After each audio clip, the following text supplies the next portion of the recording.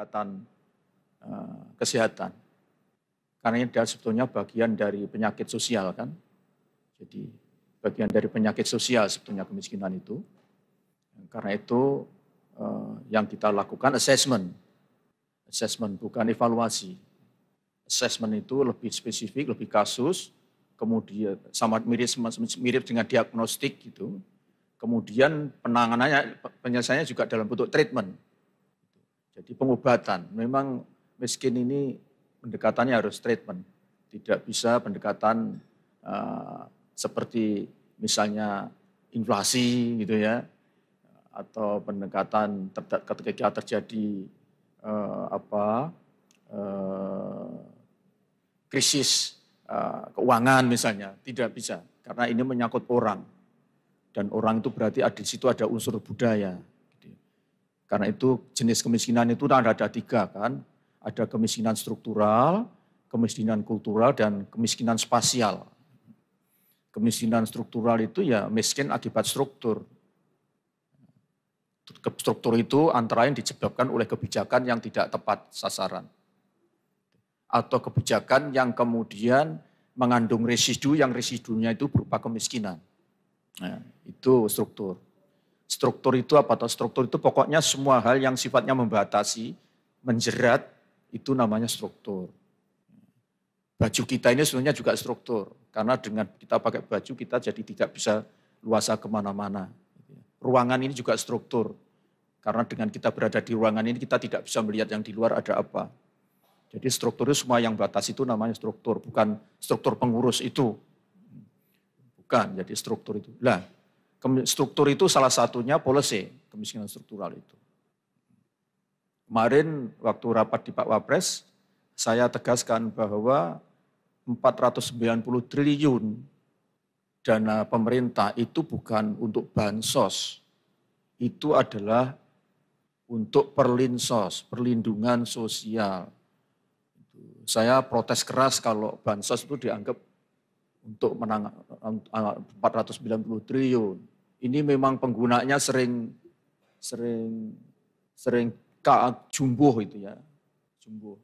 Bukan hanya orang yang tidak tahu, yang tahu juga sering juga tidak bisa membedakan antara perlinsos dan dengan bansos. Itu.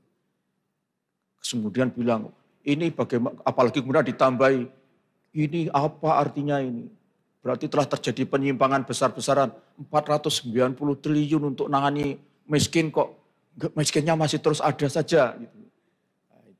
Jadi perlinsos itu yang 2024 itu 490 triliun, itu adalah di samping dalam bentuk bansos, itu dalam bentuk subsidi.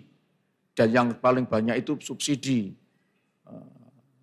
Yang paling banyak itu dalam bentuk subsidi bukan bansos.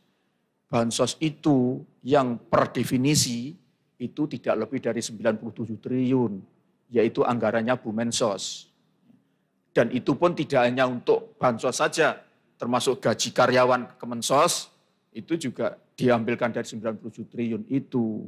Kalau seandainya dia melar lagi, ada bantuan-bantuan yang memang dialamatkan kepada masyarakat miskin, itu misalnya ada di Badan Pangan, dalam bentuk sekarang ada program cadangan pangan itu, cadangan pangan pemerintah, itu boleh disebut bansos.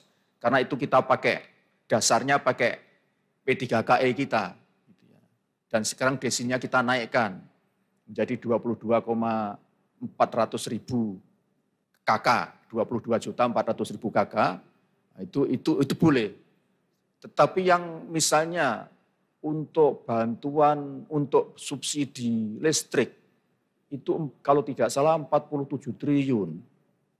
Untuk yang terutama mereka yang langganan listrik 450 watt sama 900. Apa betul 490 watt itu hanya yang orang miskin yang berlangganan? Tidak. Banyak yang punya kos-kosan juga pakai listrik 450 watt. Tiap kamarnya diberi noken untuk langganan sendiri-sendiri itu, diajar-ajar itu. Jadinya dia juga makan subsidi itu. Jadi kalau itu kemudian dianggap bansos untuk orang miskin, tidak tepat. Misalnya LPG, apa benar Itu LPG 3 kilogram itu yang beli hanya orang miskin. Ya kan? Apalagi BBM. BBM itu kira-kira berapa persen orang miskin yang menikmati subsidi BBM. Sekarang lebih banyak ibu bapak sekalian daripada yang miskin kan. Nah kalau itu kemudian diklaim bahwa itu untuk orang miskin, saya protes keras. Saya tidak mau orang miskin ini dijadikan bulan-bulanan, seolah-olah dia yang telah menghabiskan dana dan anggaran dari pemerintah.